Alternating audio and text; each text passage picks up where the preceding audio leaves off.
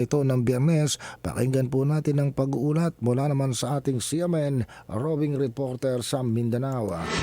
CMN News Live. Willie Boy Ramos, magandang araw sa iyo.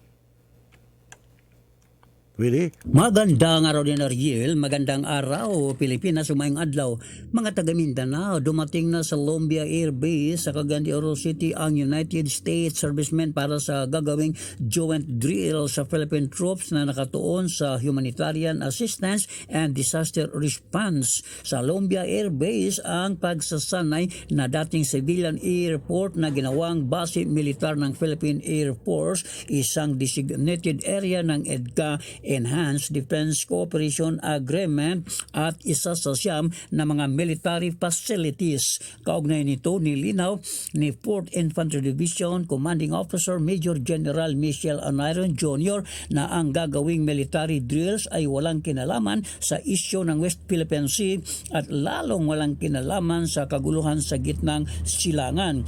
Samantala, natuklasan naman ng Joint Task Force Group Haribon 103rd Infantry Brigade sa pakikipagtulungan ng Joint Task Force Jambilan ang 275 hand grenades sa pinaniwalaang ebinaon ng Mauti Group sa barangay Piagalongan, bayan ng Marugong, Lanao del Sur.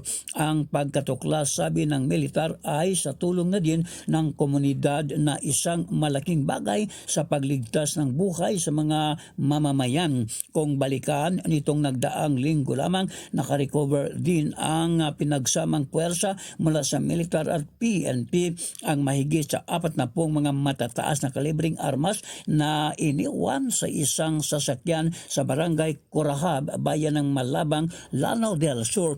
Ang lahat ng mga nalimas na mga armas at mga hand grenades ayon sa militar ay isinailalim sa dokumentasyon at isusumiti ito sa PNP Crime Laboratory sa Marawi City for ballistic examination, sabi ng militar. Well, Ramos, si Iman Robing, reporter ng Mindanao Radyo, kalikasan ng City Base, nagulat ng live para sa CMN Pilipinas.